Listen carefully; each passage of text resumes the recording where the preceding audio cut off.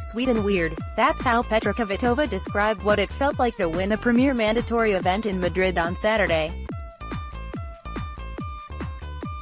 Most fans and fellow players would agree with the first word she used. Every victory by the friendly and down-to-earth Czech is a popular one inside and outside the WTA locker room.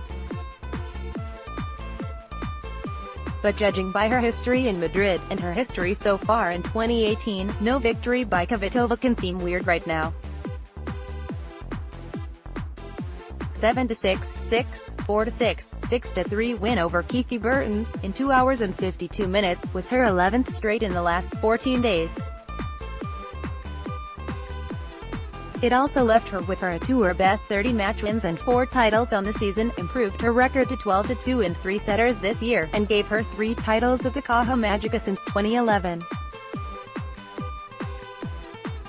Along the way, she knocked off some of the most informed players of the spring: Bertens, Karolina Pliskova, Daria Kasatkina and Anett Kontaveit.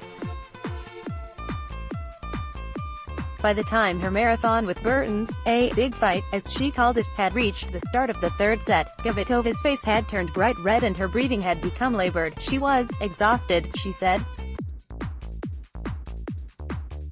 The match had been a stylistic standoff. On one side of the net, Kvitova belted line drives toward the corners and tried to impose her will, and her superior power, as soon as she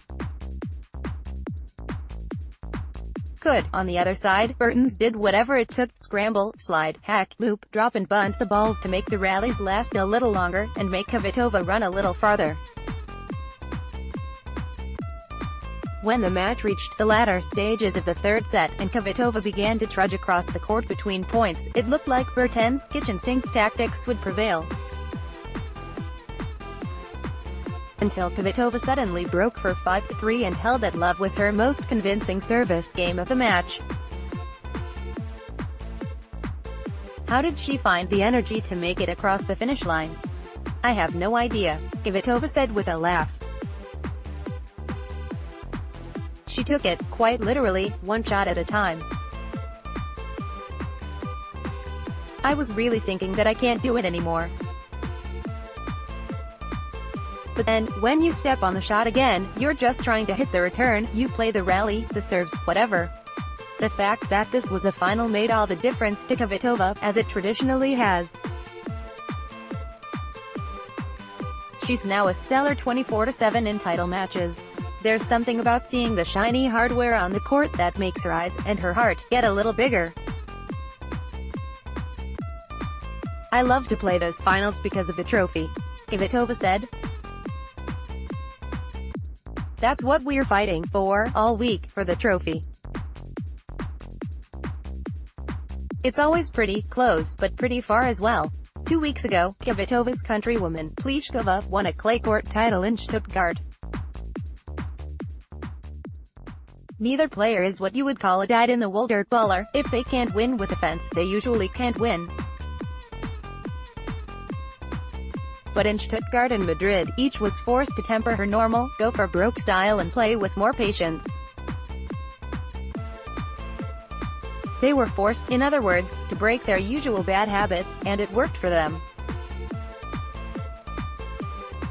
Can Kvitova keep succeeding on clay? Is she in the conversation at Roland Garros now? Better not to ask her. Told she was now among the favorites for Paris, Kvitova rolled her eyes, laughed, and said, "It's crazy." On second thought, though, she admitted that she had reached a semi-final there once upon a time, that probably she can play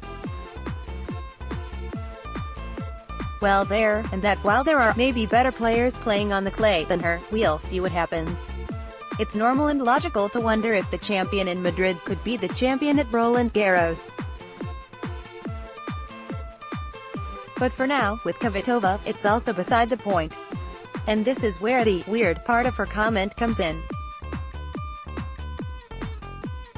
It is weird, amazing, is probably the better term, but this humble woman will never say it about herself, that less than a year after she returned to the sport after suffering a knife attack on her playing hand, Kvitova is the WTA's player to beat, and in the running for its Player of the Year. While Madrid isn't quite a Grand Slam, it's the next best thing on the women's tour, and a milestone to celebrate in its own right. "I know I missed this event last year," Kvitova told the crowd on Saturday, "but it's made it sweeter